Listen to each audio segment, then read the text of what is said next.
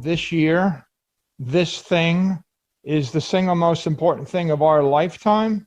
And so it's a worthwhile pursuit to explain to the world what Bitcoin is, what an open monetary network is, what a digital monetary asset is, why it's good for the human race, how it's going to change their lives, and why it would be irrational and tragic for them to dismiss it as another speculative fervor.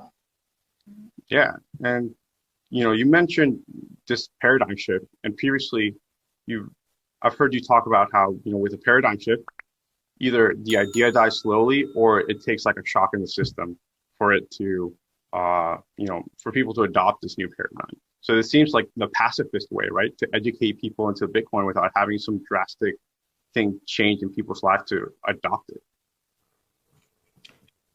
Well, I mean, if you wanted to introduce electricity to every home in the world, then you would probably start by explaining what electricity is and why it'll make everybody stronger and better, and why it's safe, how to handle it safely. And the same would be true with the automobile or compressed air or hygienic running water. So they're all just requiring education. Luckily for us, the cost of education in the year 2021 is a penny, is minuscule compared to the cost of education even 20 years ago. So information moves quickly. This is an idea whose time has come, but it's a new idea, a sophisticated idea, and it's going to be much rougher and more turbulent in its adjustment if people don't get their heads around what it is and how they should manage it.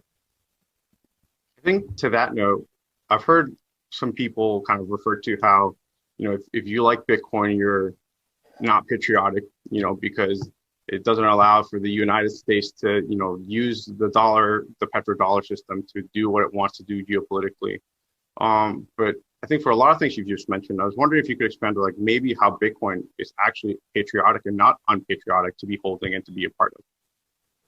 I think it's pretty clear at this point that the way that the world is going to evolve, we're going to have one layer, which we call the currency layer, and it's going to be dollars or euros or the fiat currency of every legitimate, effective government on the planet. And there's going to be an underlying layer, a store of value layer called the asset layer.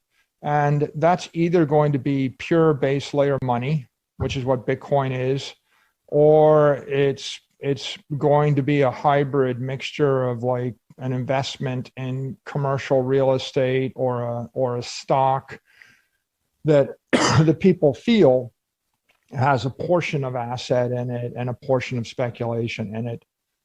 So that being the case, you're looking at 8 billion people on the planet, and the killer application is a mobile wallet like the Blue Wallet or the Moon Wallet or the Square Cash Wallet or Apple Pay, or fill in the blank. There'll be 1,000 of them downloaded on a mobile device.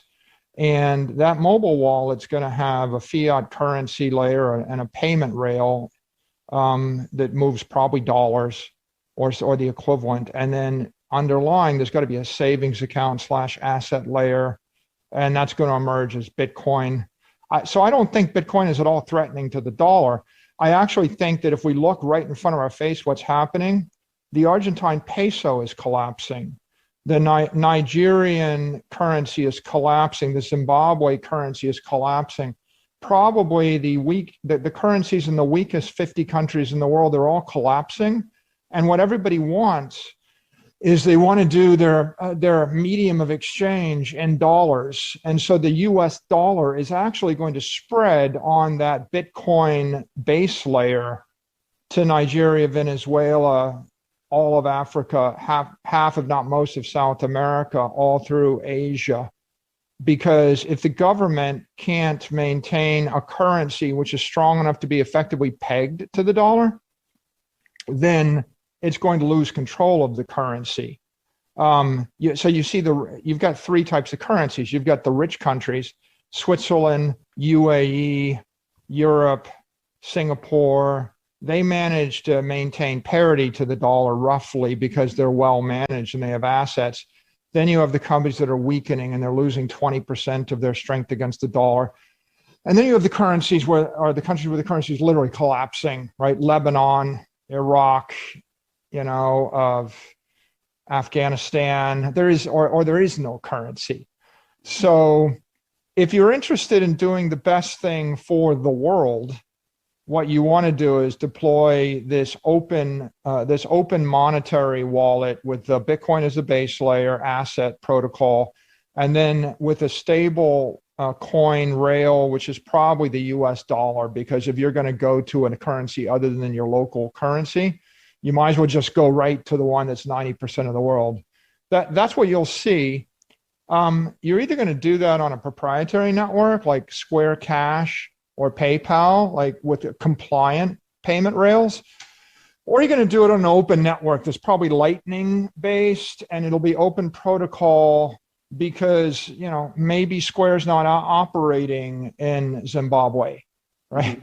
Yeah. But if the Zimbabwe currency hyperinflates to 1 billion Zimbabwe, buys you less than a cup of coffee, it's pretty obvious you can't use that one.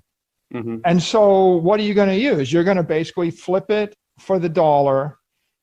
What we're seeing is Bitcoin as an open monetary protocol is making it possible for 100,000 Bitcoin banks to spin up in cyberspace. They're all going to settle with each other on the Bitcoin protocol. They're all going to do payment, billions of transactions and payments and other trust transactions on Lightning rails or other proprietary rails, settle with each other at a slower frequency. And this is the way that the best technology spreads to all 8 billion people. So coming back to the question of, is this good for the US? Well, it's good for the US dollar because the US dollar is going to become the medium of exchange for the next 3 billion people on the planet that currently are struggling to use the Zimbabwe, whatever it is, right? Or the Bolivar, right? Mm-hmm. So you'll see the US dollar moving on that Bitcoin base layer. It's also good for the US because the mobile wallet's coming to everybody on the planet, whether we like it or not. And if it doesn't sit on Bitcoin controlled and owned by American investors and American companies running on American technology, spreading American values, spreading the US dollar, it's going to sit on the Chinese yuan. Mm-hmm. Right? What happens if you don't want to spread the dollar to 5 billion people for daily payments? What are they going to use? Right? Yeah. I think when I got started in business, people used to say a really good marketing strategy or a good business strategy is one that you would hate to see your competitor pursue. Mm-hmm.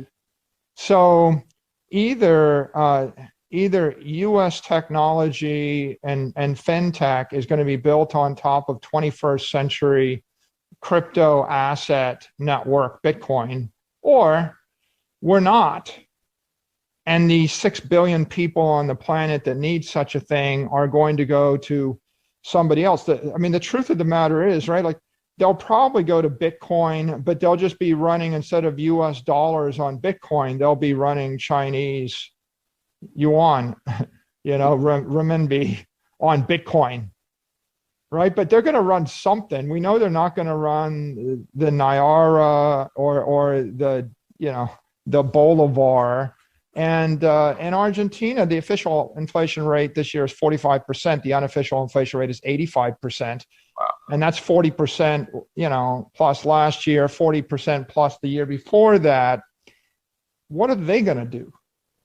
And the question really is the United States going to provide technology that's going to solve the problem of monetary economics for the entire planet, or are we going to abdicate our leadership role? And all that means is the capital moves offshore, the technology moves offshore, and people maybe they don't use English or the dollar, they use Chinese and CNY, well, which I I don't really think that's good for the United States. So once I think technologists think about it, and once anybody thinks about it, I think they're going to go, yeah, I have a way to do something a million times faster, better, stronger than the old way.